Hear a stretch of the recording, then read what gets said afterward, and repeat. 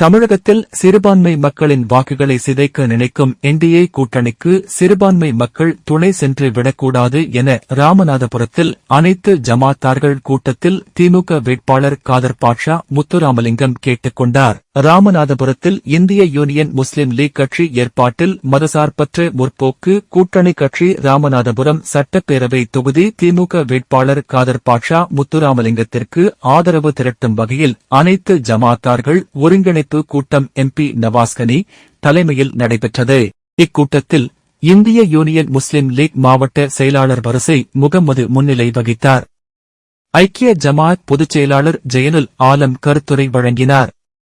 இதனைத் தொடர்ந்து ராமநாதபுரம் சட்டப்பேரவை தொகுதி திமுக வேட்பாளர் காதர் பாட்ஷா முத்துராமலிங்கம் ஜமாத்தார்களிடம் வாக்கு சேகரித்தார். இதனைத் தொடர்ந்து பேசிய காதர் பாட்ஷா முத்துராமலிங்கம், பாஜக வட மாநிலங்களில் சிறுபான்மை வாக்குகளை சிதைத்து சொற்ப எண்ணிக்கையில் வெற்றி பெற்றதோ அதேபோன்று தமிழகத்தில் என்டிஏ கூட்டணியை உருவாக்கி அதன் மூலம் சிறுபான்மை மக்களின் 10% வாக்குகளை சிதைத்து அதன் மூலம் வெற்றி பெற்றுவிடலாம் என நினைப்பது தமிழகத்தில் நடக்காது.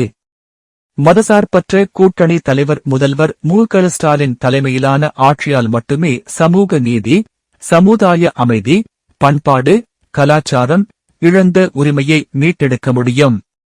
இதனால் சிறுபான்மை மக்கள் மதசார்பற்ற கூட்டணிக்கு 100% வாக்களிக்க வேண்டும் என கேட்டுக் கொண்டார். இதனைத் தொடர்ந்து பேசிய நாடாளுமன்ற உறுப்பினர் நவாஸ்கனி, மத்தியில் உள்ள பாஜக அரசு சிறுபான்மை மக்களை வஞ்சிக்க சட்டத்தின் மூலம் அடக்க நினைக்கிறார்கள். தமிழகத்தில் என்டிஏ கூட்டணியை சிறுபான்மை மக்கள் ஏற்க மாட்டார்கள் என்றார்.